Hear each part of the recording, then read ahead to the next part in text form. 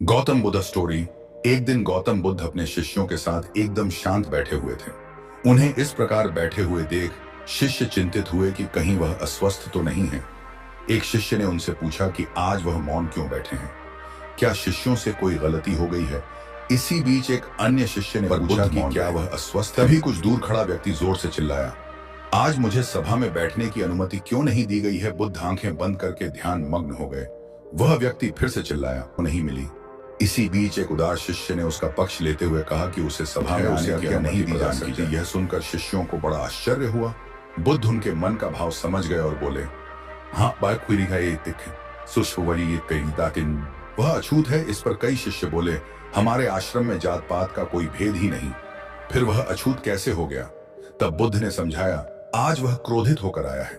क्रोध से जीवन की एकाग्रता भंग होती है। क्रोधी व्यक्ति प्राय मानसिक हिंसा कर बैठता है, इसलिए जब तक वह क्रोध में रहता है तब तक अछूत होता है। इसलिए उसे कुछ समय एकांत में खड़े रहना चाहिए। क्रोधित शिष्य भी बुद्ध की बातें सुन रहा था। पश्चाताप की अग्नि में तप कर वह समझ चुका था कि अहिंसा ही मनुष्य का महान कर्तव्य व परम धर्म है। वह बुद्ध के चरणों में गिर पड़ा और कभी क्रोध न करने का प्रण लिया। शिक्षा। आशय यह है कि क्रोध के कारण व्यक्ति अनर्थ कर बैठता है और पश्चाताप उसे बाद में होता है, जिसका कोई लाभ नहीं मिलता। इसलिए हमें क्रोध नहीं करना चाहिए। असल मायने में क्रोधित व्यक्ति अछूत हो जाता है और उसे अकेला छोड़ देना चाहिए। क्रोध करने से तन, मन और धन तीनों की हानि होती है। क्रोध से ज्यादा हानिकारक कोई और वस्तु नहीं है। द बेस्ट चैनल को सब्सक्राइब कर देना। थैंक्स।